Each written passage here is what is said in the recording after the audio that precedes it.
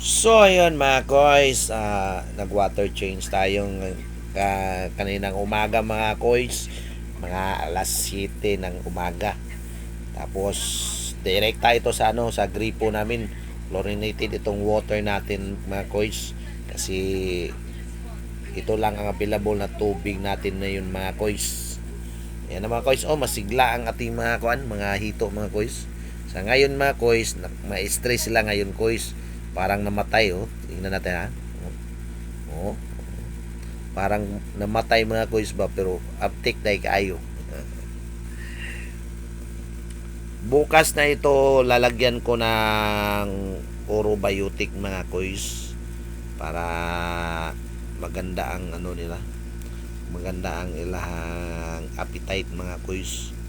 Kasi based sa mga na ko sa mga sa YouTube University na pag galing daw na mag change water mga koys ng 100%, dapat pakainin itong mga hito mga 3 araw pa mga koys para magbalik sila kasi stress na stress sila pag mag water change, lalo na't lalo ang ating water is chlorinated, kaya ma-stress sila.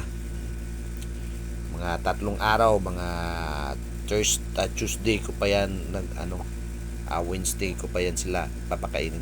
At ito din mga quiz, nag-change water din ako 100% din itong mga quiz. Ilipat ko na yung mga shooter mga quiz, malalaki na yun. At saka quiz, nakakain na kami ng hito mga quiz, yung malalaki. Ipinrito namin, ginawa naming sudan sa aming panihapon mga koys. Hindi na ako kansi mga koys, kaya nakakain na kami mga koys. Ayan mga koys yung nakita nyo yung nakita nyo halaman, litos yun mga koys. Ilagay ko yun doon sa aking sa aking lalagyan. At ito naman yung orobiotic natin mga koys. Ina-activate ko na mga koys para ilagay natin dito bukas ng umaga, tsaka magpakain tayo ng Wednesday. Ngayong gabi is Saturday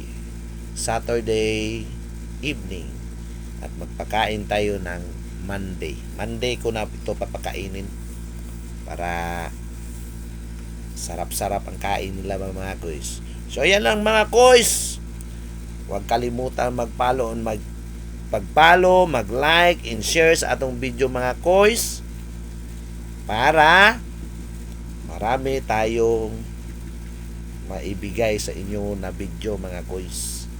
Maraming salamat mga koys. Bye-bye!